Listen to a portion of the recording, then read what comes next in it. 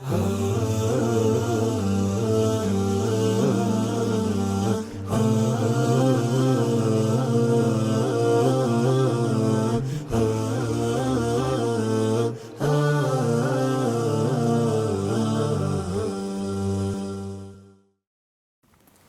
علیکم ورحمۃ اللہ وبرکاتہ۔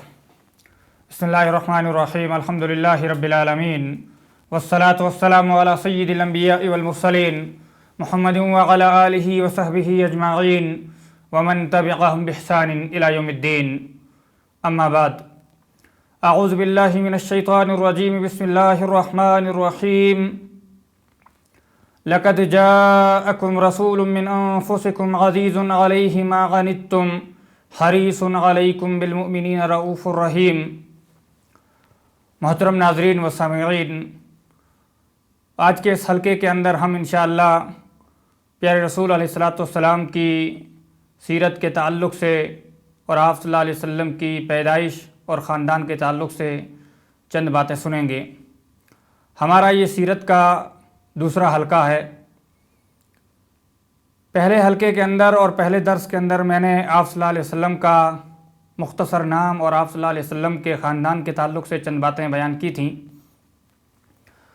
میں پھر سے دہرا دیتا ہوں، آپ صلی اللہ علیہ وسلم کا نام پورا محمد بن عبداللہ بن عبد المطلب بن ہاشم، یہ آپ صلی اللہ علیہ وسلم کا نام ہے۔ آپ صلی اللہ علیہ وسلم کے والد کا نام جیسا کہ واضح ہوا عبداللہ بن عبد المطلب، اور آپ صلی اللہ علیہ وسلم کی والدہ کا نام آمنہ بنت وہب۔ آپ صلی اللہ علیہ وسلم کے دادا کا نام عبد المطلب بن ہاشم۔ آپ صلی اللہ علیہ وسلم کے بہت سارے چچا تھے، جن میں سے کچھ مشہور چچا تھے حضرت حمزہ رضی اللہ تعالیٰ عنہ، حضرت عباس رضی اللہ تعالیٰ عنہ۔ ان دونوں کو جو ہے اسلام لانے کی اللہ رب العالمین نے توفیق عطا فرمائی اور صحابیت کے شرف سے مشرف ہوئے۔ آپ صلی اللہ علیہ وسلم کے ایک اور چچا تھے جنہوں نے آپ صلی اللہ علیہ وسلم کا بہت سپورٹ کیا اور آپ صلی اللہ علیہ وسلم کا بہت ساتھ دیا، لیکن اسلام کی دولت سے محروم رہے۔ سب لوگ جانتے ہیں آپ صلی اللہ علیہ وسلم کے چچا ابو طالب، نبوت کے 10ویں سال ان کا انتقال ہوا۔ اور ایک اور چچا تھے جو آپ صلی اللہ علیہ وسلم کو کافی ستایا کرتے تھے اور آپ صلی اللہ علیہ وسلم کو ایذا اور تکلیف دیتے تھے، جو ابو لہب کے نام سے مشہور تھا، جن کے بارے میں اللہ رب العالمین نے قرآن کریم کے اندر ایک پوری سورت نازل فرمائی، اس کے بارے میں اور اس کی بیوی کے بارے میں۔ اسی طریقے سے آپ صلی اللہ علیہ وسلم کی پھوپھیاں تھیں۔ یہ تو میں نے چند مشہور آپ صلی اللہ علیہ وسلم کے چچاؤں کے نام بتلائے ہیں۔ اس کے علاوہ آپ صلی اللہ علیہ وسلم کی پھوپھی حضرت صفیہ رضی اللہ تعالیٰ عنہ مشہور پھوپھی تھی، جن کے بیٹے حضرت زبیر بن عوام رضی اللہ تعالیٰ عنہ حواری رسول، مشہور صحابی عشرہ مبشرہ بالجنہ میں سے حضرت عبداللہ بن زبیر اور مصعب بن زبیر رضی اللہ عنہما کے والد، حضرت اسماء بنت ابی بکر رضی اللہ تعالیٰ عنہا کے شوہر۔ بہرحال یہ آپ صلی اللہ علیہ وسلم کے چچا اور پھوپھیوں کا تعلق تھا، اور آپ صلی اللہ علیہ وسلم کا قبیلہ قریش اور آپ صلی اللہ علیہ وسلم کا خاندان بنو ہاشم۔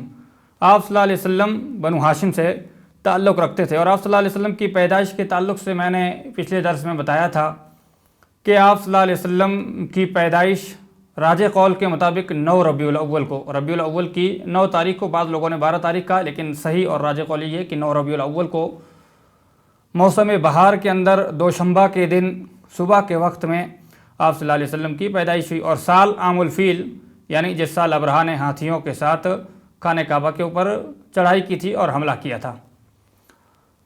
قریش یہ کس کا لقب تھا؟ اس کے بارے میں 2 قول پائے جاتے ہیں، فہر بن مالک کا یا نضر بن کنانہ کا لقب تھا۔ اور قریش کے اندر قصی بن کلاب کو جو مقام حاصل ہوا وہ کسی کو نہیں حاصل ہوا۔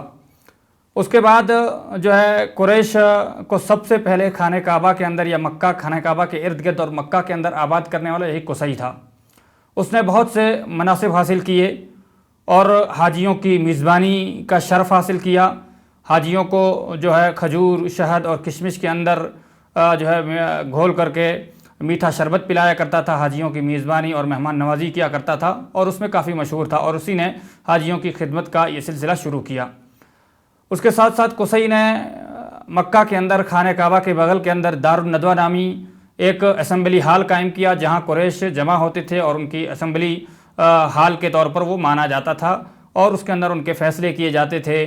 اس کے اندر نکاح وغیرہ اور پارلیمنٹ بھی تھی ان کی, وہ کورٹ بھی تھی, عدالت بھی تھی, مختلف موضوعات پر وہ وہاں چرچا اور بحث بھی کیا کرتے تھے.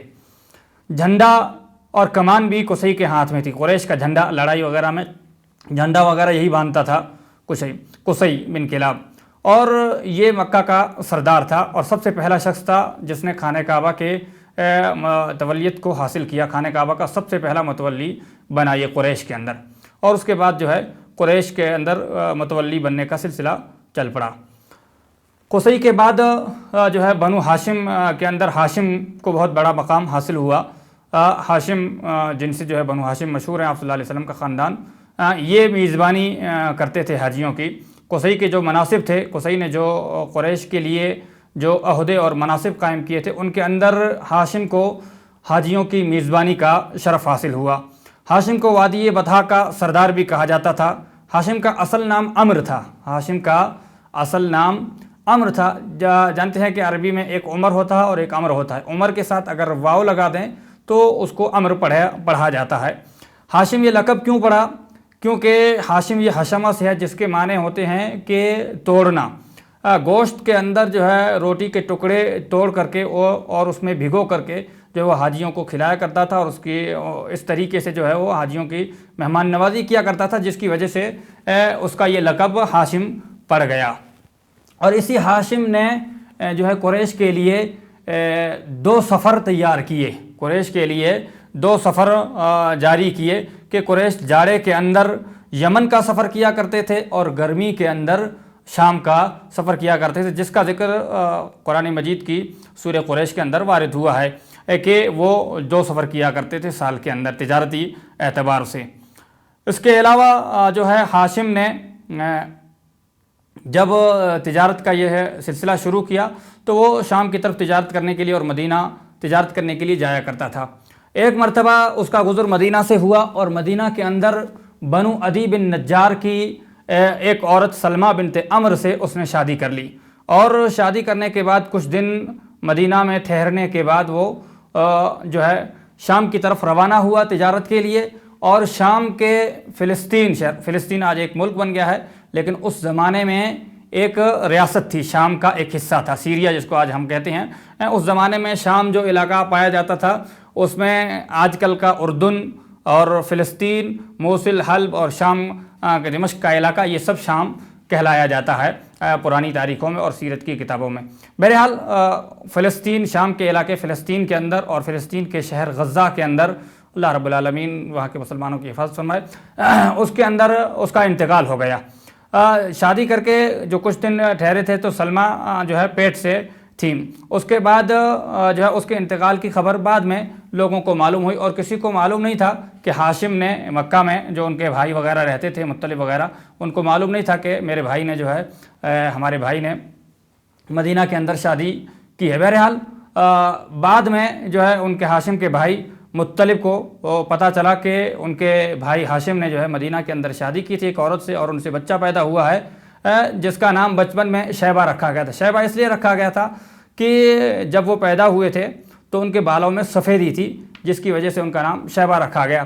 چنانچہ جب مطلب کو, جو ہاشم کے بھائی تھے, ان کو معلوم پڑا تو وہ جو ہے مدینہ گئے اور اپنے بھائی کے بیٹے شیبہ کو اپنے ساتھ بٹھا کر کے مکہ لائے, اونٹ پر بٹھا کر کے. اس وقت جو ہے شیبہ کی عمر 8 سال تھی. جب وہ مکہ کے اندر اونٹ پر بٹھا کر کے داخل ہوئے تو لوگوں نے یہ سمجھا کہ مطلب جو ہے اپنے ساتھ کسی غلام کو لائے ہیں, لہٰذا جو ہے انہوں نے شیبہ کو جو ہے عبد المطلب کہنا شروع کر دیا کہ مطلب کے غلام, کیونکہ وہ جانتے تھے کہ مطلب کے جو بھائی تھے ہاشم تھے, ان کا انتقال ہو گیا کافی سال پہلے, اور ان کی جو اولاد تھی مکہ کے اندر ان کو بھی جانتے تھے, اور مطلب کی اولاد کو بھی جانتے تھے اور ہاشم کی اولاد کو بھی جانتے تھے, اور ان کو معلوم نہیں تھا کہ ہاشم نے جو ہے مدینہ کے اندر شادی کی تھی اور یہ ان کا بھتیجا ہے, ان کا بیٹا ہے. بہرحال اس لیے انہوں نے جو ہے شیبہ کو عبد المطلب کہنا شروع کر دیا, اور پھر ان کے اوپر یہ نام غالب آ گیا اور شیبہ کہا جانے لگا. شیبہ کے بدلے میں ان کو عبد المطلب کہا جانے لگا. بہرحال عبد المطلب بھی جو مکہ کے بعد میں سردار بنے, ان کا لقب بھی فیاض پڑ گیا کیونکہ وہ بہت سخی تھے اور مہمان نوازی میں بہت ہی آگے تھے. اور عرب کی روایت ہے کہ عرب مہمان نوازی میں خاصے مشہور ہوا کرتے تھے، خاص طور سے زمانۂ جاہلیت میں بھی، اور زمانۂ اسلام نے تو اس کو اور ہی زیادہ تاکید کی ہے۔ بہرحال عبد المطلب نے بہت سارے کام کیے، اور زمزم کا کنواں کھودنے کا شرف بھی اسی کو حاصل ہوا کہ اس نے خواب میں دیکھا کہ زمزم کا کنواں فلاں جگہ پر ہے، جس کو بنو جرہم نے جو مکہ میں آباد تھے، اور اس کے بعد جب وہاں سے ہجرت کر کے جانے لگے تو انہوں نے جو ہے زمزم کے کنویں کو زمین سے ملا دیا تھا، پاٹ دیا تھا، اور اس کو برابر کر دیا تھا، اس کی جگہ کو جو ہے چھپا دیا تھا، یعنی زمین دوز کر دیا تھا اس کو، اور جو ہے اس کو پاٹ دیا تھا، بھر دیا تھا۔ بہرحال عبد المطلب کو خواب میں وہ جگہ بتائی گئی، اور عبد المطلب نے جب وہ جگہ کھودی تو وہاں پر کنواں برآمد ہوا۔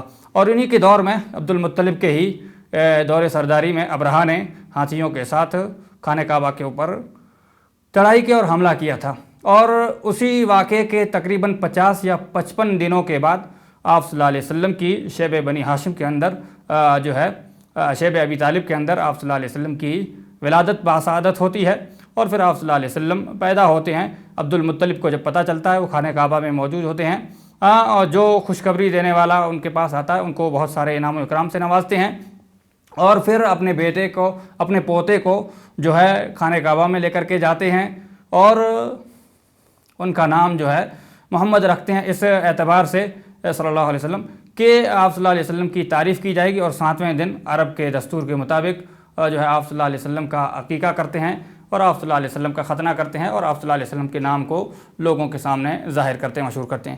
یہ مختصر آپ صلی اللہ علیہ وسلم کا تعارف تھا، اور آپ صلی اللہ علیہ وسلم کے خاندان کا مختصر سا پس منظر تھا۔ انشاءاللہ اگلے دروس میں مزید وضاحت کی جائے گی۔ اللہ رب العالمین ہمیں پیارے رسول علیہ الصلوۃ کی سیرت کو پڑھنے، سننے، سمجھنے، اس پر عمل کرنے اور دوسروں تک پہنچانے کی توفیق عطا فرمائے۔ اقول قولی ھذا واستغفر اللہ لی ولکم سائر المسلمین من کل ذنب فاستغفروہ انہ هو الغفور الرحیم۔ السلام علیکم ورحمۃ اللہ وبرکاتہ۔